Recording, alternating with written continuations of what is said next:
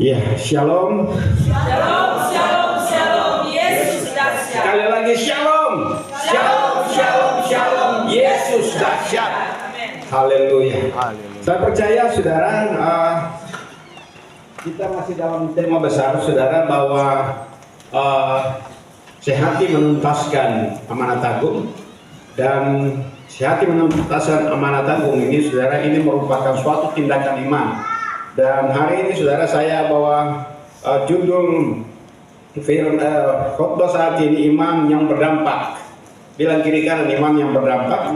Mari kita lihat dalam Kejadian pasal yang ke 39 ayat 1 sampai ayat yang ke-6.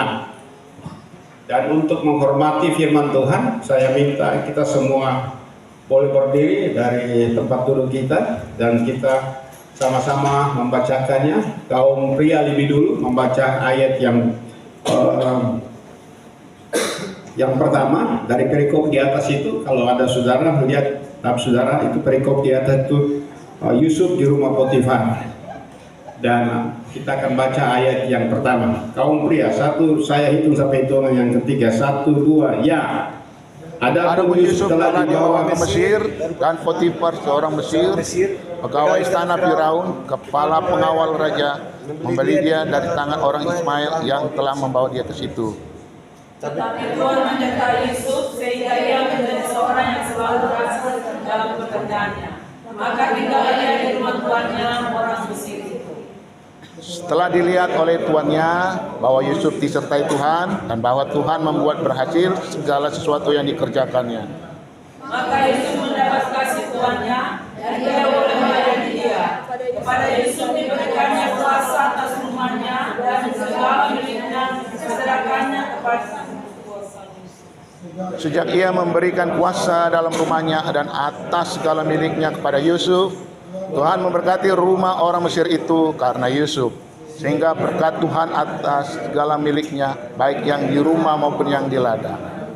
Sama-sama. Segala miliknya diserahkannya pada kekuasaan Yusuf, dan dengan bantuan Yusuf ia tidak usah lagi mengatur apa-apapun selain dari makanannya sendiri. Adapun Yusuf itu manis sikapnya dan elok parasnya. Silakan duduk kembali, diberkatilah saudara yang telah membacakan firman Tuhan. Mari belajar untuk saudara, minta Roh Kudus tuntun saudara dan saya, sehingga kita memahami firman Tuhan hari-hari terakhir ini, sehingga kita betul-betul mau berjalan sesuai dengan apa kata firman Tuhan saudara. Jadi saudara, iman yang berdampak bukanlah berarti bahwa Yusuf atau kita tidak pernah mengalami goncangan iman.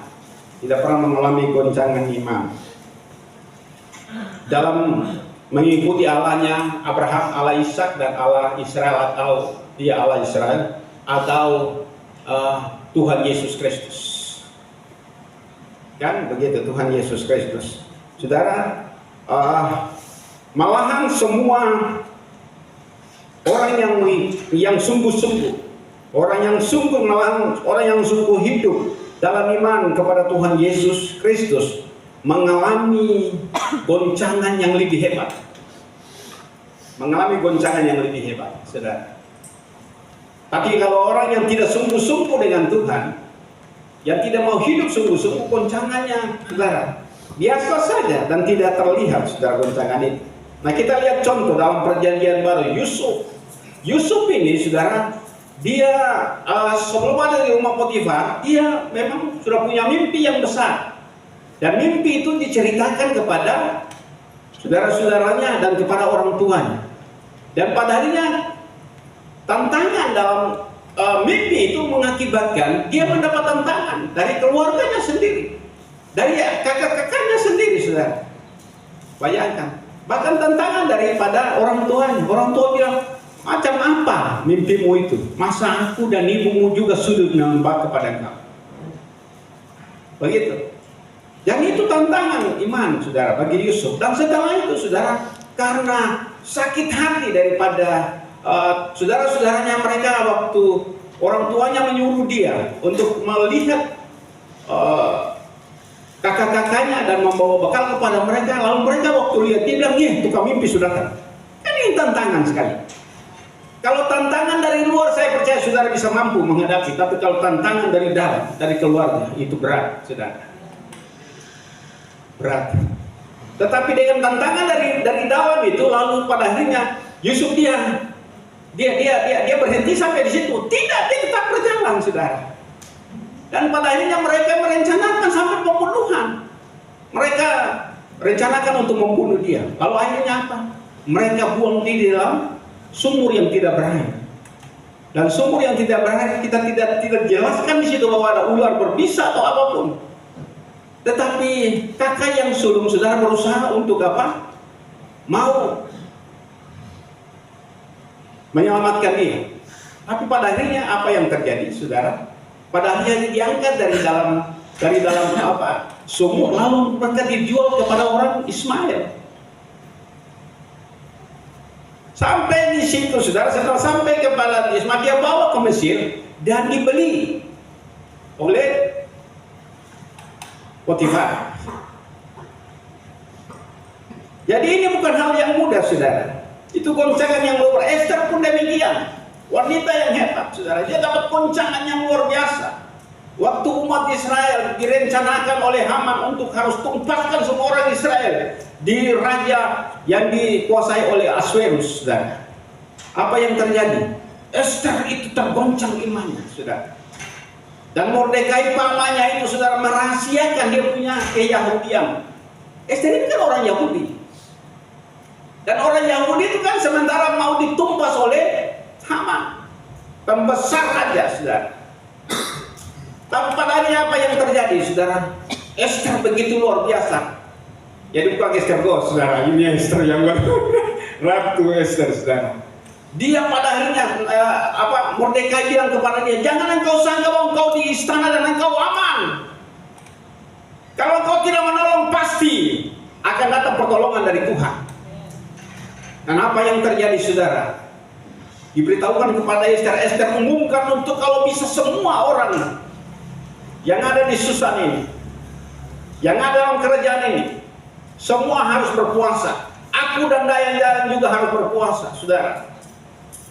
Itu sebabnya, saudara, saya percaya orang yang memiliki iman itu tidak bebas dari goncangan iman. Tetapi goncangan iman itu membuat saudara punya iman makin bertumbuh, makin lebih hebat, makin lebih dahsyat, saudara. Amin. Makin lebih dahsyat. Dan kita lihat Esther, saudara. Dia katakan, dan kebiasaan di kerajaan kalau maju dan raja tidak mengulurkan tongkat, berarti ada satu hal, pasti mati. Tapi kalau raja berkenan ulurkan tongkat, berarti itu hidup. Dan dia katakan, walaupun aku akan mati, tapi apa yang terjadi, saudara? Esther luar biasa. Haleluya, dia bisa menyelamatkan orang Yahudi dari penumpasan, saudara. Lalu Tuhan itu dahsyat. Haman yang begitu rasa benci dan begitu luar biasa terhadap Mordekai. Tapi pada akhirnya Mordekai diangkat oleh Tuhan. Haleluya. Saudara, saya percaya saudara hidup dalam kebenaran. Orang membenci saudara, orang membohongi saudara, orang mencurangi saudara, orang berusaha menyusahkan saudara. Jangan takut, saudara. Kebenaran tetap kebenaran. Dan kebenaran pasti akan membela engkau. Haleluya. Kebenaran pasti membela engkau. Esther demikian. Akhirnya, saudara, Haman yang bikin tiang apa? Tiang gantungan. Tiang gantungan itu bukan Mordekai yang digantung, tapi dia yang digantung. Dengar baik, semua orang yang merencanakan kejahatan, semua orang yang rencana supaya saudara susah, semua orang yang merencanakan supaya hidup usaha saudara tidak diberkati, saya percaya yang penting engkau hidup dalam kebenaran. Tapi kalau engkau tidak hidup dalam kebenaran, saudara, pasti apa yang direncanakan orang pasti terjadi dalam kehidupan saudara.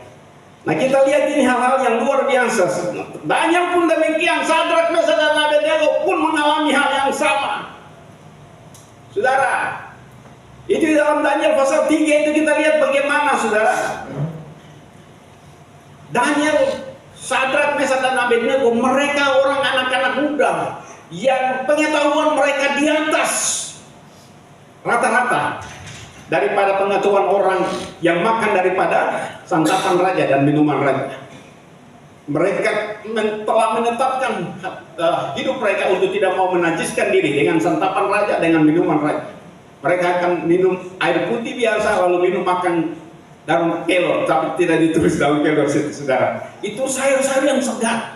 Mereka banyak makan sayur-sayuran. Ternyata uji coba seberapa hari?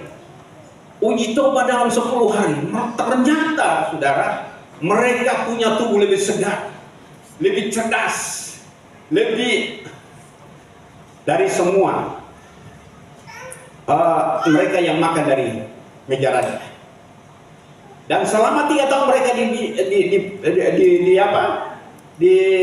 dibina untuk menjadi pekerja bagi raja. Betul-betul, saudara, mereka luar biasa. 4 orang ini, mereka cerdas sekali, saudara. Mereka penuh dengan hikmah. Mereka penuh dengan pengertian untuk bisa mengatasi segala masalah hidup ini, saudara. Dan mereka luar biasa, saudara. Sehingga padanya mereka mendapat kedudukan yang tinggi. Tapi kedudukan yang tinggi itu sampai kepada batas di mana mereka harus masuk. Daniel masuk dalam gua singa. Lalu siapa? Sadrak Mesah masuk dalam api. Baru situlah pertolongan Tuhan datang. Haleluya. Dan itu yang saya bilang, saudara. Nah, kita lihat dalam perjanjian baru. Dalam perjanjian baru, saudaraku yang dikasih, murid-murid Yesus tergoncang iman mereka. Mari kita lihat. Mari kita lihat dalam Matius pasal 26 ayat 31, langkah 33 dan 35. Tolong Bapak Nus. Demikian firman Tuhan. Maka berkatalah Yesus kepada mereka, malam ini kamu semua akan tergoncang imanmu karena aku. Sebab ada tertulis, aku akan membunuh gembala dan kawanan domba itu akan tercerai-berai. 33. Petrus menjawabnya, biarpun mereka semua tergoncang imannya, karena engkau, aku sekali-kali tidak.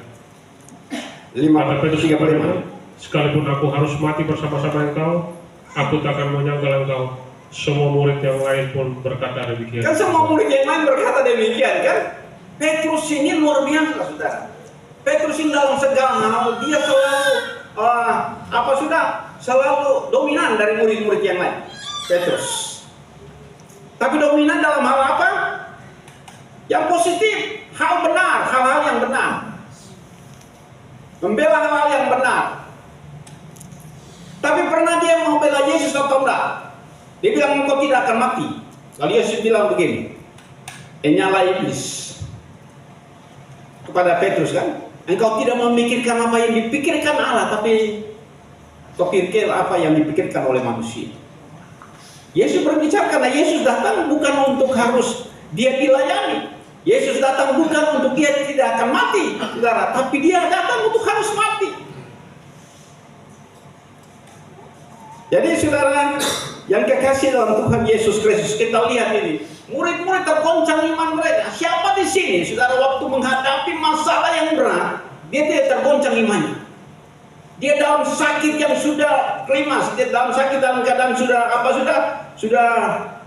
stadium 4. Kalau dia tertawa, nggak bisa, dia rasa gelisah di hati, betul? Saya hamba Tuhan, saya mengalami hal itu, saudara. Bagaimana kegelisahan itu terjadi setelah menghadapi goncangan yang Tuhan izinkan terjadi lewat penyakit, goncangan yang terjadi lewat keluarga, lewat sesama kita, saudara. Itu tergoncang iman. Kadang-kadang tidak bisa tidur, saudara.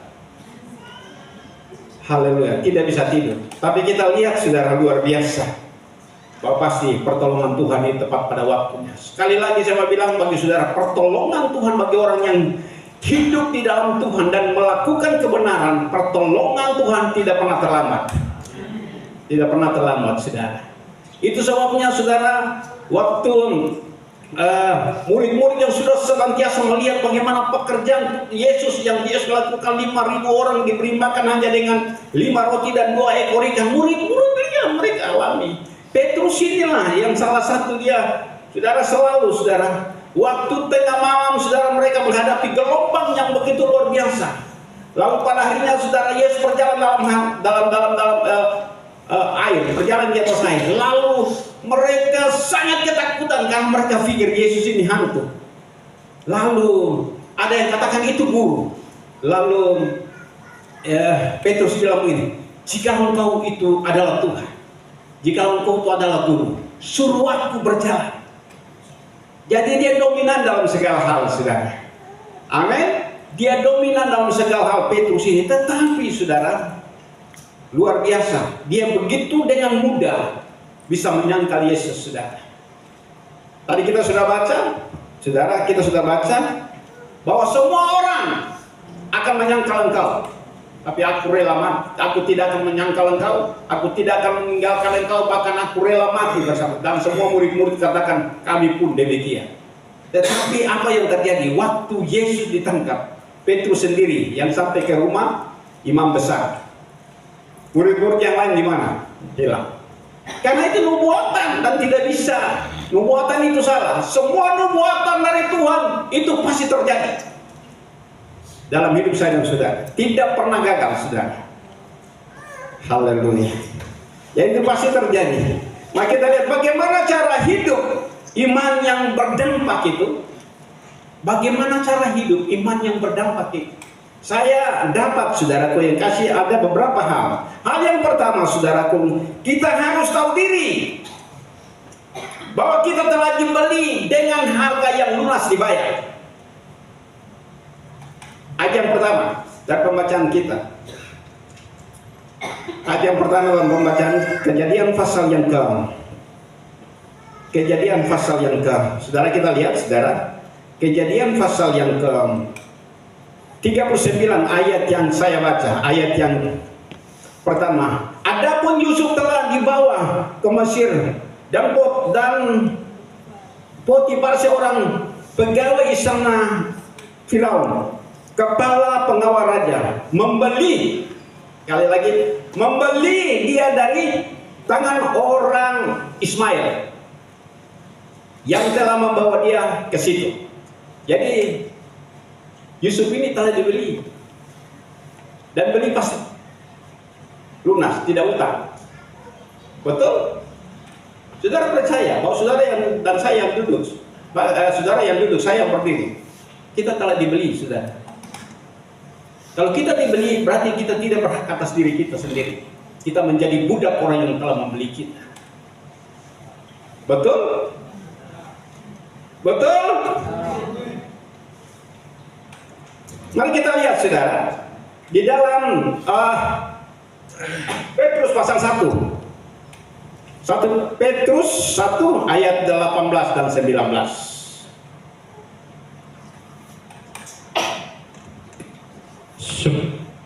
Sebab kamu tahu bahwa kamu telah ditebus dari cara hidupmu yang sia-sia, yang kamu warisi dari nenek moyangmu, itu bukan dengan barang yang fana, bukan pula dengan perak atau emas, melainkan dengan darah yang mahal, yaitu darah Kristus, yang sama seperti darah anak domba, yang tak bernoda dan tak bercacat. Amin. Coba bilang kiri kanan, saya ternyata sudah dibeli dengan harga yang lunas. Dibayar bukan dengan emas dan perak, tapi dengan nyawa, darah Yesus sendiri. Saudara, sekali lagi, saudara, kalau saudara telah dibeli dengan harga yang mahal, berarti saudara bernilai. Hidup saudara bernilai. Amin.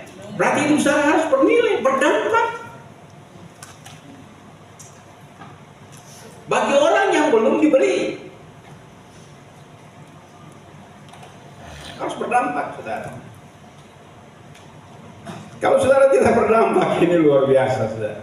Saudara, saya percaya bahwa saudara harus jadi pengusaha yang berdampak di luar sana.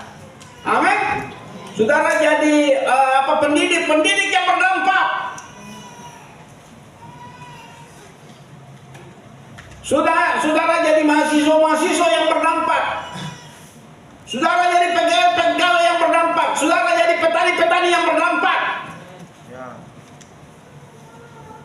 Saudara jadi apapun pekerjaan yang sementara saudara geluti, itu saudara tahu bahwa itu harus berdampak bagi orang lain. Kalau hidup saudara tidak berdampak, usaha saudara tidak berdampak, saudara, padahal itu jadi omongan orang. Lihat dia, dia langsung bertobat. Dia langsung sudah begini. hidupnya. Nah saudara, kalau engkau sudah bertobat dan hidup tidak berdampak, saudara tahu, dengar saya bilang bagi saudara, saudara pasti dibinasakan. Sekali lagi, kalau saudara sudah bertobat dan hidup tidak berdampak, sebagai seorang dokter yang berdampak, tetapi banyak dokter yang tidak berdampak. Amin. Saudara harus jadi dokter yang berdampak. Saudara harus jadi apapun yang berdampak. Saudara harus jadi anak yang berdampak. Amin. Berdampak bagi orang tua. Saudara mau kerja di mana saja harus berdampak. Kalau kita berdampak, saudara, sama saja dengan orang dunia pasti dibinasakan. Karena Alkitab bilang begini, kalau engkau hidupmu tidak pernah berubah, saudara, lebih baik serahkan tubuhmu kepada siapa? Iblis, supaya dibinasakan, supaya rohmu diselamatkan. Haleluya. Tidak main-main, saudara. Engkau jadi anak muda yang berdampak, engkau jadi remaja yang berdampak, engkau jadi anak-anak yang balita yang berdampak. Dan berdampaknya sudah mulai lihat dari masa bayi, kan? Amin. Haleluya. Mesti berdampak. Jadi suami yang berdampak, jadi istri yang berdampak, jadi bapak yang berdampak bagi anak-anak, jadi mama yang berdampak bagi anak-anak.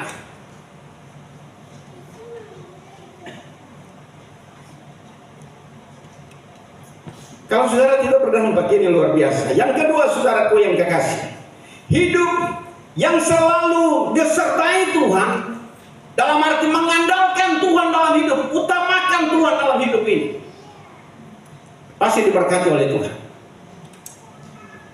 Amin. Pasti diberkati oleh Tuhan. Tapi kalau engkau tidak mengandalkan Tuhan, engkau selalu mengandalkan kekuatan kemampuanmu, hikmatmu, dan tenagamu yang masih kuat, saudara, pasti engkau tidak akan diberkati oleh Tuhan. Dan saya telah melihat banyak, saudara, yang mengandalkan kekuatannya sendiri dan tidak mengandalkan Tuhan, tidak mengutamakan Tuhan, dan semua bisa mereka capai karena mereka dengan kerja keras mereka capai semuanya itu, saudara. Tapi Tuhan juga sanggup untuk bisa ambil dalam sekejap. Karena langit dan bumi Tuhan punya, hidupmu Tuhan punya, Tuhan yang memberikan nafas hidup bagi saudara. Saudara mau bangga apa, saudara?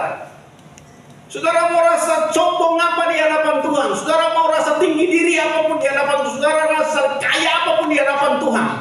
Saudara, Tuhan saja yang punya segala sesuatu, yang sombong. Betul? Tuhan sombong. Yesus bilang kepada murid-muridnya, saudara kasih bahwa orang yang duduk makan dan orang yang melayani, siapa yang besar? Orang yang makan dan orang yang melayani orang yang makan, siapa yang besar?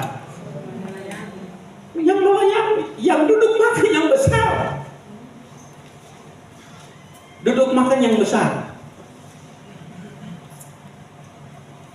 Halo, yang duduk makan yang besar atau yang melayani yang besar? Duduk makan. Duduk makan, saudara. Yesus bilang, aku ada di sini, aku adalah Tuhan, aku adalah guru dan Tuhan, dan katamu itu benar. Namun aku telah melakukan, aku ada di sini bukan untuk apa? Dilayani, tapi untuk melayani. Kan Yesus melayani mereka, melayani makan bagi mereka. Haleluya. Yesus belajar untuk, mari murid-murid punya kerendahan hati. Dia membasuh kaki murid-murid, betul? Dia lepas dia punya jubah kebesarannya. Dia pakaikan handuk di pinggangnya, dan dia panggil semua murid-murid basuh kaki. Petrus bilang begini, Tuhan jangan kau basuh kaki saja, kalau bisa seluruh tubuh. Tuhan bilang kepada Petrus, Petrus, engkau telah bersih, cuma kaki yang masih kotor. Jadi kaki ini dibasuh. Setelah itu kamu mengerti apa yang aku lakukan?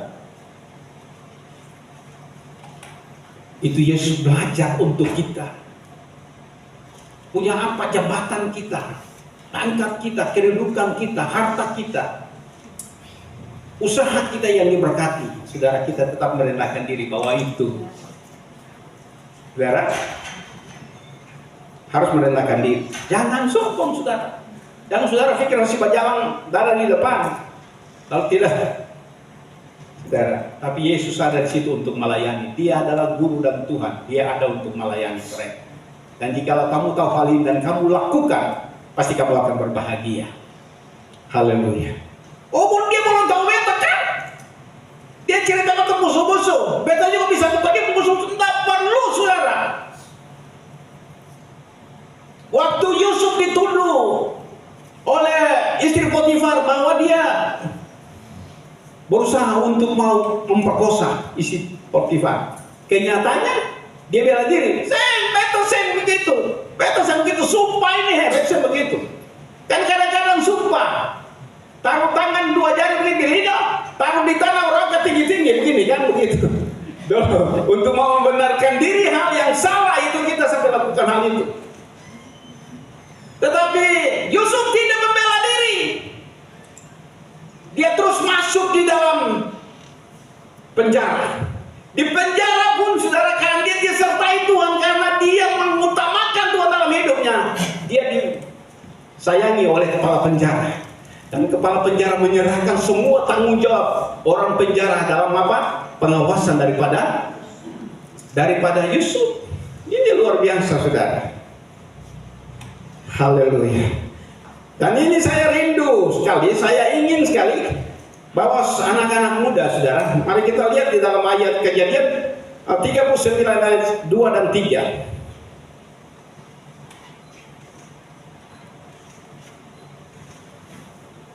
Kejadian.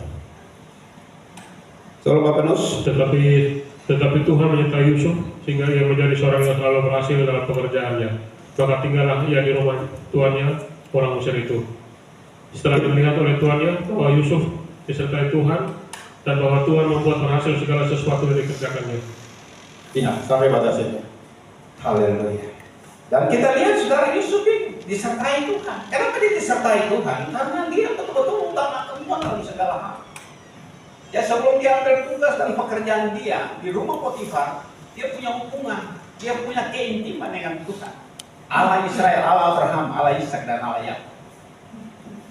Saudara, saya percaya saudara punya pengalaman hidup. Saudara, mari utamakan Tuhan dalam hidup ini.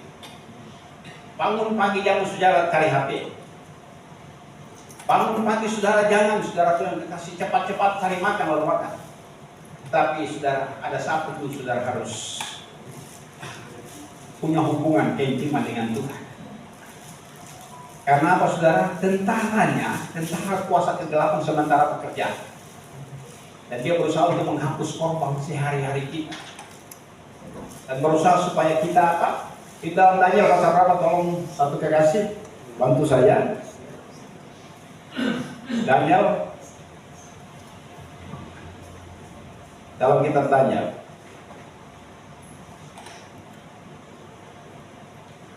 Tentaranya akan muncul itu. Yang sudah ketik kalau dapat lalu bacakan dulu. Dia akan menghapus korban sehari-hari itu.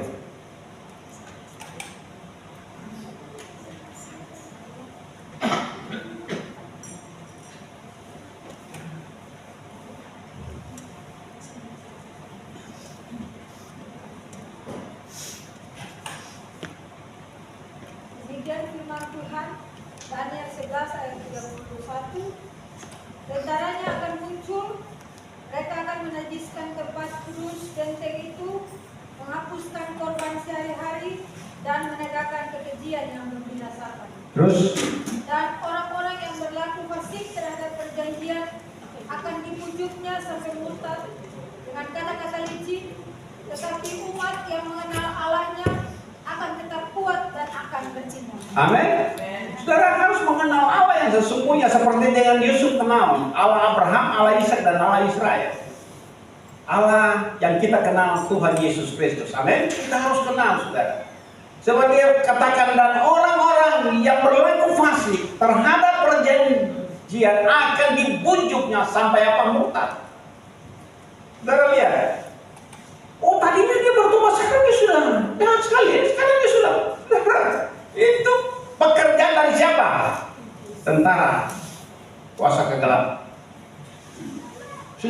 saudara. Haleluya. Dengan apa? Kata-kata yang licin. Jadi orang mau menyusahkan engkau, dia tidak pernah pakai kata-kata mengancam, saudara, tapi kata-kata yang licin, kata-kata yang manis, kata-kata yang dengan kata-kata yang luar biasa, saudara. Tertarik lagi. Tetapi umat yang mengenal Allah akan apa? Tetap kuat dan akan bertindak. Amin. Saudara percaya bahwa hari-hari terakhir saudara pasti jadi umat yang mengenal Allah sesungguhnya seperti yang Yusuf kenal, sehingga dia tidak akan tergoda dengan apapun. Haleluya. Dia tidak tergoda dengan apapun. Dia tetap, saudara. Nah, kita lihat lagi Mazmur pasal yang ke-25 ayat yang 14. Mazmur 25 ayat yang ke-14, Tuhan bergaul karib dengan orang-orang yang takut akan Dia dan perjanjiannya diberitahukan. Jadi kalau orang karib dengan Tuhan, orang selalu bangun hubungan dengan Tuhan. Saudara, kadang-kadang karena tugas terlalu banyak, kadang-kadang sampai saya sendiri juga kadang-kadang bangun pagi terima kasih Tuhan. Tidak lama untuk ada di hadirat Tuhan. Apalagi kalau sudah lambat bangun, saudara. Haleluya. Nah, kalau saya sebagai hamba Tuhan, saya sudah puluhan tahun bisa ada bolong-bolong, apalagi saudara. Saya percaya saudara mulai sekarang saya bertobat, saudara, kita semua bertobat. Amin. Untuk kita jaga hubungan kita dengan Tuhan, keintiman kita dengan Tuhan. Jangan cuma karena usaha engkau tidak berani tinggalkan usaha untuk datang ke ibadah, tapi menginginkan saudara diberkati. Tidak bisa, harus bertindak. Tinggalkan itu pekerjaan. Utamakan Tuhan, artinya tinggalkan itu pekerjaan, lalu melayani Tuhan. Saudara, melayani Tuhan itu penghargaan datang dari Tuhan, bukan dari hamba Tuhan. Amin. Soalnya melayani cara apapun, pelayanan sekecil apapun, tapi kalau itu untuk Tuhan, Tuhan akan tidak lupa saudara punya perbuatan itu, pasti dia akan balas. Yesus katakan kepada seorang bahwa seorang memberi air secangkir air putih secangkir saya kepada orang yang adalah pengikut, orang kecil yang ada pengikut itu, upahnya tidak akan hilang. Apalagi kau tinggalkan usahamu lalu kau datang untuk melayani Tuhan.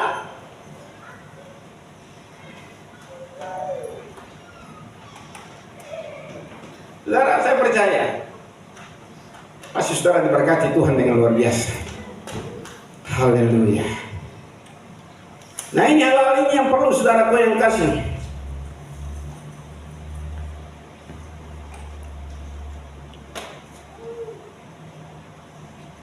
Dan saya percaya orang-orang dunia yang tidak mengenal Tuhan, mereka akan kenal lewat kehidupan saudara dan saya.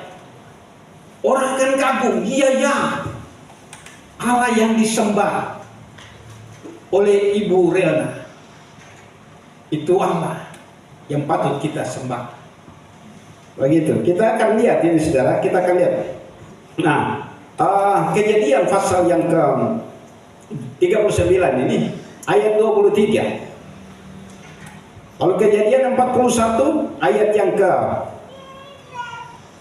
39 sampai 44. Tolong baca. Dan kepala penjara tidak mencampuri segala yang dipercayakannya kepada Yusuf, karena Tuhan menyertai dia, dan apa yang dikerjakannya dibuat Tuhan berhasil. Amin. Karena ini punya hubungan dengan Tuhan yang begitu luar biasa. Terus lagi ayat yang ke-41. Pasal 41 ayat 39 sampai 44. Kata Firaun kepada Yusuf, oleh karena Allah telah memberitahukan semuanya ini kepadamu, tidaklah ada orang yang demikian berakal budi dan bijaksana seperti engkau. Engkaulah menjadi kuasa atas istanaku, dan kepada perintahmu seluruh rakyatku akan taat. Hanya tahta inilah kelebihanku daripadamu. Terus selanjutnya Firaun berkata kepada Yusuf, dengan ini aku melantik engkau menjadi kuasa atas seluruh tanah Mesir. Sesudah itu Firaun menanggalkan cincin materainya dari jarinya dan mengenakannya kepada jari Yusuf. Dipakaikannya lah kepada Yusuf pakaian pada kain halus dan digantungkannya kalung emas pada lehernya. Lalu Firaun menyuruh menaikkan Yusuf dalam kaitannya yang kedua, dan berserulah orang di hadapan Yusuf, hormat. Demikianlah Yusuf dilantik oleh Firaun menjadi kuasa atas seluruh tanah Mesir. Berkatalah Firaun kepada Yusuf, akulah Firaun, tetapi dengan tidak setahumu seorang pun tidak boleh bergerak di seluruh tanah Mesir ini. Terus ayat yang keempat. Oh sudah, ya. Nanti kita lihat saudara, Yusuf ini budak saudara. Tapi dia punya hidup bergaul dengan Tuhan, tidak putus bergaul dengan Tuhan. Akibatnya apa saudara? Masalah demi masalah, proses imannya terus berjalan sampai titik di mana dan dia harus menghadap raja. Dan pada titik itulah dia diangkat oleh raja. Saudara tidak perlu dipromosi oleh manusia. Amin. Saudara tidak perlu dipuji oleh manusia. Tunggu waktu saja saudara. Saudara dipromosi oleh Tuhan. Tuhan promosikan saudara punya usaha. Tuhan promosikan saudara punya kehidupan. Kita lihat lagi Daniel saudara. Kita lihat lagi cepat-cepat Daniel 3 ayat yang ke-28 sampai 30. Berkata Nebukadnezar, terpujilah Allahnya Sadrak, Mesak, dan Abednego. Ia telah mengutus malaikatnya dan melepaskan hamba-hambanya yang telah menaruh percaya kepadanya dan melanggar titah raja, dan yang menyerahkan tubuh mereka kepada mereka tidak mau memuja dan menyembah Allah walaupun kecuali Allah mereka. Sebab itu aku mengeluarkan perintah bahwa setiap orang dari bangsa, suku bangsa, atau bahasa manapun ia yang mengucapkan penghinaan terhadap Allahnya Sadrak, Mesak, dan Abednego akan dipenggal-penggal dan rumahnya akan dirobohkan menjadi timbunan puing, karena tidak ada Allah lain yang dapat melepaskan secara demikian itu. Lalu raja memberikan kedudukan tinggi kepada Sadrak, Mesak, dan Abednego di wilayah Babel. Kita lihat saudara, ini luar biasa saudara. Luar biasa yang terjadi. Sadrak, Mesak, dan Abednego saudara. Lewat kehidupan mereka sampai masuk api. Akhirnya raja yang begitu bengis percaya Allah yang dipercayakan oleh Sadrak, Mesak, dan Abednego. Dan dia perintahkan seluruh dunia yang diperintahkan oleh raja itu harus takut dan sujud menyembah kepada rajanya, kepada Tuhannya Sadrak, Mesak, dan Abednego. Haleluya. Ini luar biasa saudara. Hal seperti ini kita lihat lagi dalam Kisah Para Rasul. Kisah Para Rasul pasal 4 ayat yang ke-8. Maka jawab Petrus penuh dengan Roh Kudus, hai pemimpin-pemimpin umat yang dan tua-tua. Dia bilang begitu, hai pemimpin dan tua-tua saudara. Ayat selanjutnya ayat yang ke-9 dia katakan begini, jika kami sekarang harus diperiksa karena suatu kebajikan kepada orang sakit dan harus menerangkan dengan kuasa manakah orang itu disembuhkan. Nah kita lihat lagi langgar ayat yang ke-13. Ayat yang ke-13. Ketika sidang itu melihat keberanian Petrus dan Yohanes dan mengetahui bahwa keduanya orang biasa yang tidak berpelajaran, yang tidak terpelajar, heranlah mereka dan mereka mengenal keduanya adalah pengikut Kristus. Mereka kenal dua orang ini, mereka ini pengikut Kristus. Berarti sifat Kristus itu saudara ada bagi mereka, mereka bawa. Itu luar biasa saudara. Mereka kenal. Nah kita lihat ayat 18. Dan setelah kedua disuruhnya masuk, mereka diperintahkan supaya sama sekali jangan berbicara atas atau mengajarkan lagi dalam nama Yesus. Tetapi Petrus dan Yohanes menjawab mereka, silakan kamu putuskan sendiri mana yang benar di hadapan Allah, taat kepada kamu atau taat kepada Allah. Sebab tidak mungkin bagi kami untuk tidak berkata-kata tentang apa yang tentang apa yang telah kami lihat dan yang telah kami dengar. Mereka pun mereka semakin mengancam mereka. Mereka tidak takut ancaman itu saudara. Mereka semakin keras mengancam rasul-rasul itu, tetapi akhirnya melepaskan mereka. Juga sebab sidang tidak melihat jalan untuk menghukum mereka karena takut akan orang banyak yang memuliakan Allah berhubung dengan apa yang telah terjadi. Saudara, amin. Hidup mereka betul-betul menampakkan bahwa Yesus benar-benar ada dalam hidup mereka. Orang kenal. Nah, yang ketiga, saudara, punya hidup yang manis. Hidup yang manis, saudara, disukai oleh semua orang. Saudara, ada istilah, di mana ada gula?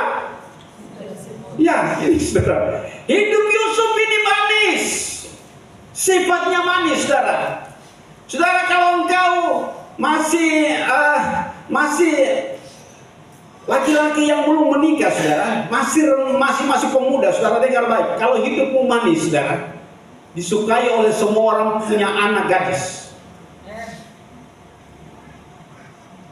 Saudara, pasti engkau disukai oleh semua orang yang punya anak gadis. Untuk kalau bisa, aduh nyong ini tanya beta pengan.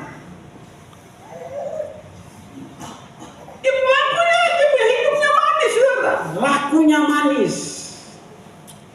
Begitu pula, saudara, engkau nona, saudara yang kasih, engkau tidak perlu lalu promosi saudara punya diri. Tapi kalau hidupmu manis, saudara, semua orang punya anak laki-laki ingin untuk kalau bisa ketemu ini suka perempuan ini. Betul? Suka begitu, saudara. Tapi kalau engkau punya laku tidak manis, engkau punya laku tidak baik, tidak sedap, saudara, saya percaya, saudara. Oh, jangan coba-coba sekali. Orang tua yang punya anak perempuan bilang jangan coba-coba kalau dekatan itu laki-laki itu. Dia bahaya itu. Dia pemabok itu. Dan kalau dia pemabok pasti engkau akan sembah. Tapi beta senang sekali. Jangan engkau lawan orang tua. Jangan kau lawan orang tua. Saudara. Haleluya. Pasti kalau engkau lawan nanti engkau akan mulai dulu dalam saudara. Iya mah. Bapak dan Mama bilang beta melawan saya, jadi akhirnya begini. Jalani terus saja. Karena Alkitab bilang kalau engkau kawin dengan seorang yang tidak beriman, jangan pisahkan dia. Tetapi lewat kehidupan orang itu, laki-laki itu akan mengenal Tuhan. Amin. Akan beriman. Nah, perempuan yang laki-laki yang kawin dengan perempuan yang tidak beriman, jangan ceraikan dia. Tetapi lewat laki-laki yang beriman, istrinya akan mengikuti. Itu sebabnya, saudara, sekali lagi teman saya katakan bagi saudara bahwa saudara, sekali lagi bahwa kalau saudara punya hidup itu manis, saudara. Kata-kata saudara manis. Kata-kata saudara tidak bentak orang. Kata-kata saudara betul-betul, saudara. Ada satu bapak dalam konser kita dalam kata, "Bapak, mereka selalu terlambat terus." Lalu saya bilang begini, Bapak, kalau Bapak cepat itu luar biasa. Dan Bapak terus tahan itu supaya Bapak tepat pada waktu. Kalau Bapak tepat pada waktu itu orang bilang, "Kotong mesti ambil contoh Bapak ini." Langsung dia diam, saudara. Karena semua yang terlambat ini bukan karena mereka sengaja terlambat, tapi ada hal yang membuat mereka terlambat. Betul atau betul? Yang terlambat ini ada punya anak. Dan kadang-kadang saya terlambat setelah saya suka luar berjalan, lupa pakai helm, mesti balik pakai helm. Kan itu mengakibatkan terlambat, saudara. Jadi kalau Bapak tepat pada waktu, tahan itu terus. Supaya akhirnya semua orang akan bilang ini, mari ketemu sama dengan Bapak. Yang Bapak cuma tepat pada waktu, pada akhirnya. Lalu setelah Bapak tepat waktu, Bapak lihat kesalahan orang lain, ini salah, saudara. Haleluya. Jadi ini hal-hal yang penting bagi kita, saudara. Sehingga kita tidak bisa main-main dengan hidup ini. Kita lihat Daniel pasal 1 ayat 19 sampai 20. Raja bercakap-cakap dengan mereka, dan di antara mereka sekalian itu tidak didapati yang setara dengan Daniel, Hanaya, Misael, dan Asaria. Maka bekerjalah mereka itu pada raja. Dan tiap-tiap hal yang memerlukan kebijaksanaan dan pengertian yang ditanyakan raja kepada mereka, didapatinya bahwa mereka 10 kali lebih cerdas daripada semua orang berilmu dan semua ahli jampi di seluruh kerajaannya. Ya, saudara, lihat, bayangkan, saudara. Nah, kita lagi Amsal pasal 23 ayat 11. Orang yang manis bicara, orang yang punya kata-kata lembut. Jangan bentak orang, saudara. Kita tidak boleh bentak orang kalau saudara tidak mau dibentak. Amin. Begitu. Jadi istri jangan bentak suami, suami pun jangan bentak istri. Kalau istri tidak mau dibentak, berarti suami bilang, iya ya, betul istri ini bisa mau dibentak.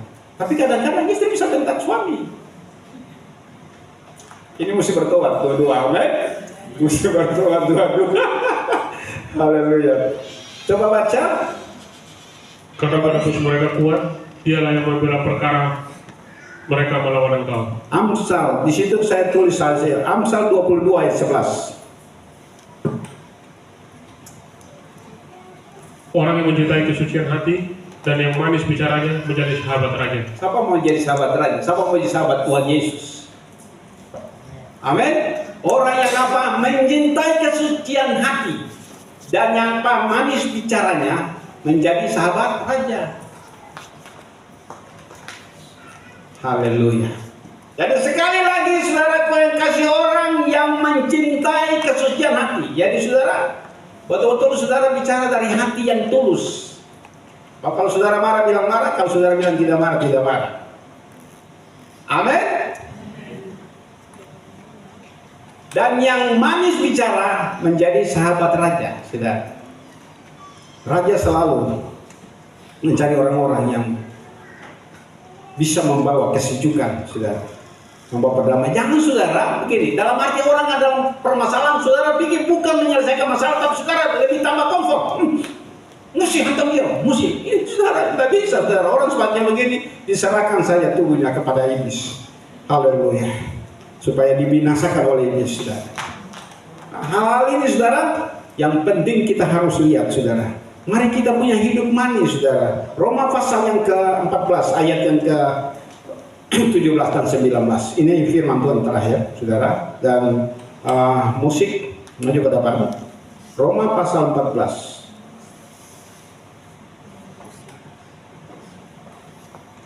Soal kerajaan Allah Ya. bukanlah soal makanan dan minuman, Ya. tapi soal kebenaran, Soal kebenaran damai sejahtera dan sukacita oleh Roh Kudus. sampai ayat 19.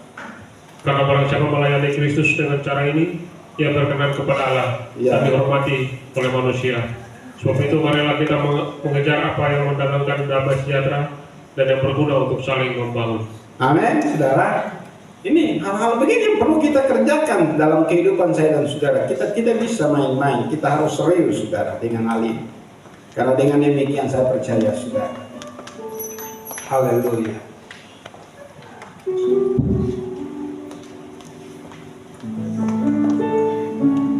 Terima kasih Tuhan.